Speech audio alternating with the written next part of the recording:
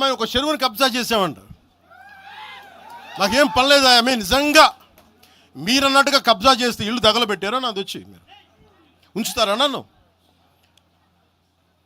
ఒక్కొక్కళ్ళు కూర్చోబెట్టి 111 జీవోలు ఏమేం చేశారు అటు చూసిపోండి, అటు చూడండి.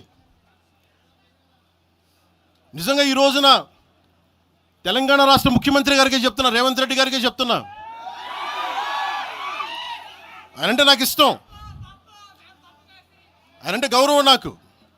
కానీ వారికే నేను చెప్తా ఉన్నా, తెలంగాణ ప్రభుత్వానికే చెప్తున్నా, పవన్ కళ్యాణ్ కనుక ఆ చెరువుని మీరు ఒక చెరువును ఆక్యుపై చేసుకున్నాడంటే సంతోషంగా చెప్తాను, ఈ రోజున తెలంగాణ ప్రభుత్వానికి రాసి ఇచ్చేస్తున్నారు.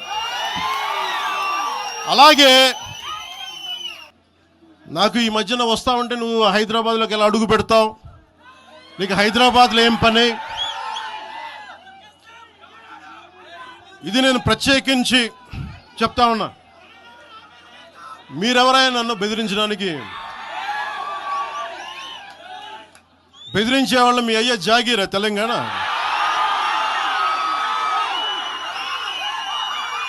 నా మీద దాడులు చేస్తా ఉన్నారు కదా. నాకు తెలంగాణలో బెదిరింపుల కంటే కూడా ఆంధ్రాలో బెదిరింపులు ఎక్కువ. నాకు తెలంగాణలో ఇంకా రానివ్వమంటారు నన్ను, ఆంధ్రాలో అయితే తల తీసేయనంటారు కోనసీమలో కొంతమంది. నేను ఓడిపోయినప్పుడు 2019లో ఓడిపోయినప్పుడు మన తెలంగాణ నాయకులు ఒకరే చెప్పారు, అన్నా మా తెలంగాణలో ఉంటే నీకు పరిస్థితి రానిచ్చేవాళ్ళం కాదని చెప్పి. మున్సిపాలిటీ కంప్లైంట్ చేస్తే కూడా ఇంతవరకు చర్యలు తీసుకుంటలేరు. ఇది రెండవది. ఇక మూడవది, పవన్ కళ్యాణ్ గారు ఒక 10 ఎకరాలు శిఖం భూమిని ఆయన అప్పుడు తెలంగాణ వచ్చిందన్నటువంటి దుఃఖంలో ఉన్నాడు పాపం. 2014లో 11 రోజులు అన్నం తినలేదు, బాగా బాధపడుకుంటా ఏడ్చుకుంటా తెలంగాణలో ఒక 10 ఎకరాల శిఖం భూమిని ఆయన కొనుక్కున్నాడు. అప్పుడు కొనుక్కున్న తర్వాత ఏమైంది, ఆ కొనుక్కునే కన్నా ముందే చాలా చెరువులకు జనరల్గా ఫైనల్ చేసి మ్యాక్సిమం ఫ్లడ్ లెవెల్ అది డిసైడ్ చేయరు. కానీ ఈ పర్టికులర్ చెరువు పవన్ కళ్యాణ్ గారు ల్యాండ్ కొనుక్కున్నది కోడికుంట అనే చెరువు, సర్వే నంబర్ 706. దీంట్లో మొత్తం ఫైనల్ నోటిఫికేషన్ వచ్చింది. ఏ 10 ఎకరాలు అయితే ఆయన కొనుక్కున్నాడో అది శిఖం భూమి అని ఫైనల్ నోటిఫికేషన్లో ఇరిగేషన్ డిపార్ట్మెంట్ చెప్పి ఉన్నది. పవన్ కళ్యాణ్ గారు నిన్న మాట్లాడుకుంటే ఏమన్నారంటే, నా తప్పు ఉంటే అది శిఖం భూమి అయితే ప్రభుత్వానికి ఇచ్చేస్తాం అన్నారు. అయితే ఈయన రిజిస్ట్రేషన్ చేసుకునేటప్పుడు ఎన్ని తప్పులు దొరికినాయంటే, అందులో ఓన్లీ 3 ఎకరాలే శిఖము, మిగతా 7 ఎకరాలు మాగాని అని రాసింది. కానీ అది తప్పు, ఖచ్చితంగా రికార్డ్స్లో ఉంది. నేను ప్రభుత్వాన్ని డిమాండ్ చేస్తూ ఉన్నాను, ఇరిగేషన్ రికార్డులో 10 ఏకర్స్ శిఖం భూమి అని ఉన్నది. ఆ కాయిదాలు మా దగ్గర ఉన్నాయి, కానీ ప్రభుత్వం దగ్గర ఆల్రెడీ డేటా ఉంటుంది కాబట్టి మీరు చర్యలు తీసుకోవాలని డిమాండ్ చేస్తున్నాను. పవన్ కళ్యాణ్ గారు నేను అడిగేది ఏంటంటే, మీరు వాపస్ ఇస్తా అన్నారు కదా, వాపస్ ఇచ్చేసేయండి. మామూలు రైతుల దగ్గర తీసుకున్నప్పుడు కాంపెన్సేషన్ ఎట్లా ఇస్తారో గవర్నమెంట్, మీకు కూడా ఏ టీడీఆరో ఏ పైసలో ఇస్తారు, అర్జెంటుగా వాపస్ ఇచ్చేసేయండి. మీరు కంచె వేసిండ్రు, ముందు ఆ కంచె తొలగించండి. శిఖం భూమిలో కూడా కంచె వేయడానికి ఉండదు. మీరు మట్టేసిండ్రు, ఆడ గోవులకు వాటికి వీటికి గ్రాసం వేస్తున్నా అని చెప్పారు, మట్టేసిండ్రు, ఆ మట్టి మొత్తం చెరువులో వేసిరు కాబట్టి అది కూడా తొలగించాలి. తక్షణమే మీరు వాపస్ ఇవ్వాలని చెప్పి నేను పవన్ కళ్యాణ్ గారిని డిమాండ్ చేస్తున్నాను. At the same time Pawan Kalyan గారు ఏమంటాడు, అనేకమైన మాటలు అన్నాడు. తెలంగాణ వాదులు ప్రాంతీయవాదం అంటే ఉగ్రవాదం అన్నాడు. అనుకుంటా నేను గద్దరన్నకు కారు కొనిచ్చిన అన్నాడు. అంటే మీరు మా కళాకారులను ఎందుకు అవమానపరుస్తారు? ఒక పక్కనేమో ప్రొఫెసర్ నాగేశ్వర్ మాట్లాడితే ఆయన మీదకి వస్తారు, మేధావుల మీదకి, ఇంకో పక్క కళాకారులు. అసలు మీరు కూడా కళాకారుడే కదా, మీరు సినిమా యాక్టరే కదా. మీరు సినిమా యాక్టర్గా మీకు ఎట్లా వస్తుంది జీవనాధారం? ఏ సినిమాకైనా హయ్యెస్ట్ ఇన్కమ్ నైజాం నుంచే వస్తుంది. అంటే మా తెలంగాణ బిడ్డలు చూసే టికెట్లతోనే మీ సినిమాలు నడుస్తాయి. హయ్యెస్ట్ ఇన్కమ్ నైజామే, హయ్యెస్ట్ కలెక్షన్స్. అంటే మీరు కొనుక్కున్న ప్రతి కారులో మా తెలంగాణ బిడ్డలు కొన్న టికెట్ పైసలు ఉన్నాయి. మీరు కొనుక్కున్న ప్రతి భూమిలో మా తెలంగాణ బిడ్డలు కొన్న టికెట్ పైసలు ఉన్నాయి. మీరు మా గద్దరన్నను పట్టుకొని నేను కారు కొనిచ్చినానని ఆయన చనిపోయాడు, మీరు కొనిచ్చిరో కొనియలేదో ఎవరికి తెలియదు. కానీ జనరల్గా ఏమంటారంటే, మనం ఒక మంచి పొజిషన్లో ఉన్నప్పుడు కుడి చేత్తోని దానం చేస్తే ఎడమ చేతికి తెలియదు అంటారు. అప్పుడెప్పుడో కారు కొనిచ్చి గప్పాలు కొట్టుకునేది మీరు కొంటే కొన్నారు కావచ్చు, పెద్ద ముచ్చటేముంది. ఆయన ఎన్ని ఫోక్ ట్యూన్స్ దొంగతనాలు చేసి మీరు సినిమా పాటలు పెట్టుకుంటలేరు. ఇచ్చిర్రా ఎప్పుడన్నా రాయల్టీ మీరు ఫోక్ ఆర్టిస్టులకి? ఎప్పుడన్నా ఫోక్ ఆర్టిస్టులను ఆదుకున్నారా? చిన్న నిర్మాతలను ఆదుకున్నారా? పక్క రాష్ట్రాల్లో ఎట్లా చేస్తారు, తమిళనాడులో అక్కడిక్కడ వాళ్ళందరూ. నేను ఎందుకు ఈ మాట చెప్తా ఉన్నా అంటే, మీరు ఒకటంటే మేము 100 అనాల్సి వస్తుంది. ఒక పక్కనేమో ఇట్లా సమైక్యవాదుల దాడి మన మీద పెరుగుతుంటే, ఇక మన కర్మానికి మనకు ముఖ్యమంత్రి ఉన్నాడు, ఆయనకు తెలంగాణ అంటే తెలియదు, తెలంగాణ నీళ్ళంటే తెలియదు. మేము ఎంటబడి కొట్లాడి మా పార్టీ పెట్టినాక కరెక్ట్ వారం లోపల పాలమూరు రంగారెడ్డిలో పెద్ద సభ పెట్టి మన నీళ్ళు పోతున్నాయ్యా మొత్తం ఎత్తుకపోతున్నారు ఆంధ్రోళ్ళు, మీరు ఏమైనా చేయండి అని లొల్లి పెడితే నిన్న ముఖ్యమంత్రి గారు పోయి 2 రోజులు ఫస్ట్ టైం పాలమూరు బిడ్డ అయి ఉండి 30 నెలల నుంచి ఆయనకు తీరిక దొరకలేదట. నిన్న ఫస్ట్ టైం పోయి పాలమూరు ప్రాజెక్టుల మీద రివ్యూ చేసి ఏం మాట్లాడతాడు ఆయన, తీసుకుపోనండి 900 మనకు 968 టీఎంసీలు మనకు వస్తే చాలు, 200 టీఎంసీలు ఆంధ్రోలు తీసుకుపోనండి, సంప్రదింపులు జరుపుతున్నాం మేమని చెప్తున్నాడు ఆయన. రేవంత్ రెడ్డి గారు మీకు నీటి మీద అవగాహన లేకపోతే అవగాహన ఉన్న వాళ్ళతో మాట్లాడండి. వాళ్ళ ఆంధ్రోలు 200 టీఎంసీలు తీసుకుపోయిన తర్వాత రేపు పొద్దున హైదరాబాద్ నగరానికి పెరుగుతున్నటువంటి భవిష్యత్ అవసరాలకి కృష్ణా నీళ్ళు సరిపోవు, గోదావరి మనకు దిక్కు.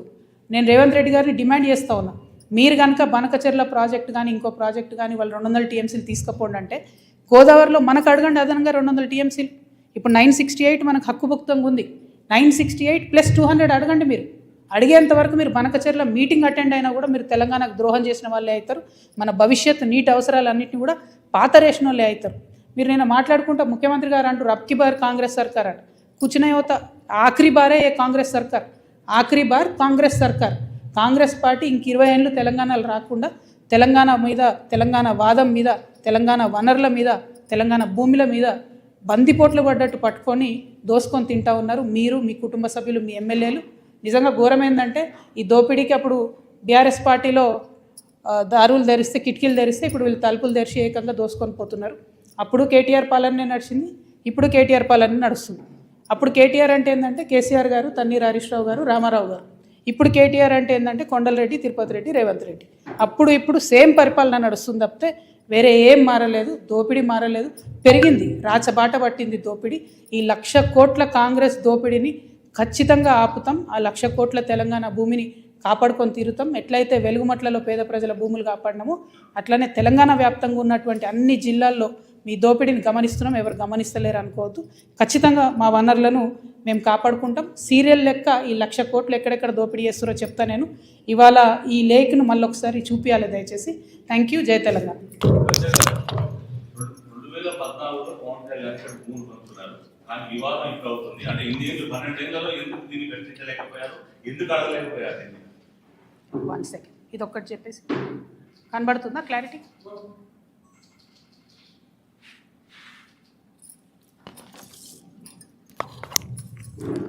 పవన్ కళ్యాణ్ కానీ ఎవరు కానీ భూములు కొనుక్కున్నా, అది రిజిస్ట్రేషన్ చేసుకున్నా, వాటి ఫైనల్ డీటెయిల్స్ తెలిసేంత వరకు మీకు తెలిసి నేను ఎక్కువ మాట్లాడను.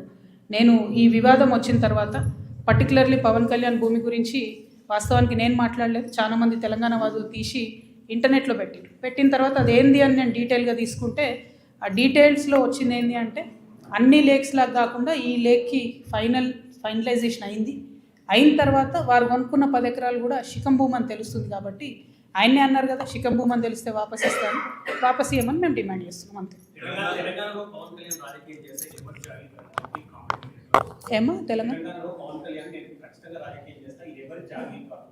ఇది బరాబర్ మా జాగిరే కదా, తెలంగాణ ప్రజల జాగిరే కదా, పవన్ కళ్యాణ్ జాగిర్ అయితే కాదు కదా, పవన్ కళ్యాణ్ వాళ్ళ ఫాదర్స్ జాగిర్ కాదు కదా, మా జాగిరే కదా. మేము కదా కొట్లాడింది తెలంగాణ కోసం, ఇట్లాంటి వాళ్ళందరినీ ఎదిరించి కొట్లాడినాం కదా. పవన్ కళ్యాణ్ అయితేంది, వాళ్ళ అన్న అయితేంది, మొత్తం వాళ్ళ ఆంధ్ర సంతతంతా వచ్చి కొట్లాడితే కూడా తెలంగాణ బిడ్డరు ఏదో చిన్న చీమలైన పెద్ద పామును బట్టి సంపుతాయన్నట్టుగా అంత పెద్ద ఆంధ్ర విషకూరల నుంచి తెలంగాణను బయటికి తెచ్చుకున్నాం కదా. ఏం ఊరుకోము, అంటే కొట్లాడినాం, మేము కడుపు కట్టుకొని కొట్లాడినాం కాబట్టి ఖచ్చితంగా కోపం వస్తుంది, ఖచ్చితంగా ఆవేశం ఉంటుంది. ఇక్కడ మీరు వచ్చి రాజకీయాలు చేస్తామంటే మాత్రం ప్రజలు ఓడిస్తారు ఖచ్చితంగా. ఇప్పుడు రాజ్యాంగం చెప్పింది కాబట్టి ఎవరైనా ఎక్కడన్నా పోటీ చేయొచ్చు అనేదానికి ఇబ్బంది ఏం లేదు.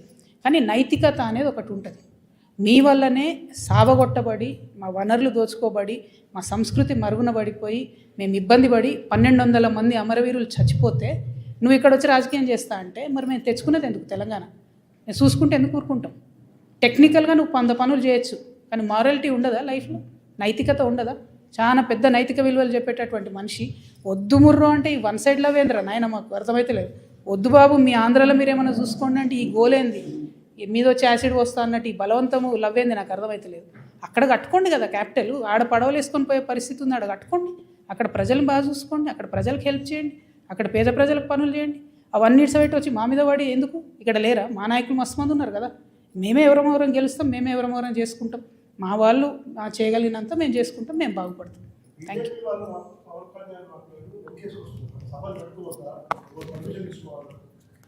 పవన్ కళ్యాణ్ వ్యాఖ్యలు సమర్థిస్తున్నారు. అంటే బీజేపీ వాళ్ళకి ఎవరు లీడర్ లేరు, వాళ్ళు ఏదో పవన్ కళ్యాణ్ వస్తే 2 ఓట్లు వస్తాయి అనుకుంటున్నారు. ఆ ఉన్న 8 సీట్లు కూడా పోతాయి ఈసారి, అవి కూడా రావు. ఎందుకంటే తెలంగాణ ప్రజలు గమనిస్తున్నారు బీజేపీ వాళ్ళు ఏం చేస్తున్నారు అన్నది. వడ్లు ఈడ 75 లక్షల క్వింటాళ్ళు కొనాలి అని సీఎం గారు అంటారు. పంజాబ్లో 100% పండిన గోధుమలన్నీ కేంద్ర ప్రభుత్వం కొంటుంది. మరి 8 మంది ఎంపీలు పోయి అడగొచ్చు కదా, ఇక్కడ 100% మాకు మనకెందుకు 38% కొనాలి? మరి ఆ మాట ఎందుకు మాట్లాడరు? పవన్ కళ్యాణ్ తర్వాత సంగతి. ముందు అసలు మన ప్రజల కష్టాలలో బీజేపీ పాత్ర ఎక్కడు? బీజేపీ ఏం మాట్లాడుతుంది? డెఫినెట్గా బీజేపీని తెలంగాణ ప్రజలు రానున్న రోజుల్లో ఎలక్షన్లో ఖచ్చితంగా బుద్ధి చెప్తారు. 10 ఏళ్ల టీఆర్ఎస్ పాలన, 2.5 ఏళ్ల కాంగ్రెస్ పాలనపై అసెంబ్లీలో చర్చిద్దామని కేసీఆర్ ముఖ్యమంత్రి రేవంత్ రెడ్డి సవాల్ ఇస్తారు. దాన్ని ఎట్లా చూస్తారు? ఏమొస్తుందండి? ఇంతకుముందు వాళ్ళు సవాళ్ళు వేసుకున్నారు. ఒకసారి ఒక ఆయన వస్తే ఇంకొక ఆయన రాడు, ఇంకోసారి ఇంకొక ఆయన వస్తే ఇంకొక ఆయన రాడు. అందరు కలిసి మాట్లాడుకుంటే కాసేపు తిట్టుకుంటారు. మనకు ఎంటర్టైన్మెంట్ తప్ప రిజల్ట్ ఏముండదు అందులో. పాయింట్ ఏంది అని అంటే, ఆనాడు తెలంగాణ ప్రభుత్వ భూమిని, గల్ఫ్ ఆయిల్ లాంటి భూమిని బీఆర్ఎస్ హయాంలోనే అది 10,000 కోట్ల ప్రాపర్టీ అండి. ఫీనిక్స్ అనే సంస్థకి దారాదత్తం చేయడానికి దారులు తెలిసిండ్రు. ఆనాడు ఇదే ముఖ్యమంత్రి గారు మాట్లాడినరు, ఎట్లు ఇస్తారు అట్లా ఎట్లు ఇస్తారని. ఇవాళ ఆయన్నే ఇంకొంచెం మంచిగా మార్గం సుగమం చేసి ఆనాడు 50 ఎకరాలు రిజిస్ట్రేషన్ అయితే ఈయన ఇంకా ఇవాళ 100-150 ఎకరాలు మిగతా ఉంది, దాంట్లో ఇంకో 200 ఎకరాలు లేదు. అది మొత్తం ఈయన ఇవ్వడానికి ఈయన దారులు తెరిచింది. మేము మాత్రం 1 ఇంచు తెలంగాణ జాగా కూడా పోనీయము. ప్రభుత్వ భూమిని రక్షించేటటువంటి బాధ్యత తెలంగాణ రక్షణ సేన తీసుకుంటాం. ఎట్లా అయితే మేము పోయి అక్కడ గట్టిగా పాలమూరు రంగారెడ్డి ఏమైందంటే ముఖ్యమంత్రి గారు పోయి 2 రోజులు అక్కడ కూర్చొని మాట్లాడి చర్చించి రావాల్సి వచ్చిందో, కానీ అట్లనే రేపటి నాడు భూములు కూడా ఖచ్చితంగా అదే విధంగా కాపాడుకుంటాం. నేను చెప్తున్నది, will go to any length.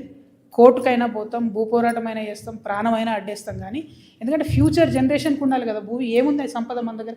ఉన్న భూమి అంతా అమ్ముకుంటే 1,00,000 కోట్ల భూమి ప్రైవేట్ వాళ్ళ చేతులకు పోతే ఫ్యూచర్ ఎట్లా? మనకు తెలంగాణకు ఆస్తులు ఎట్లా, వనరులు ఎట్లా? డెఫినెట్గా వాటి కోసం ఫైట్ చేస్తాం. గోదావరి వాటర్ కోసం కూడా ఫైట్ చేస్తాం. Thank you.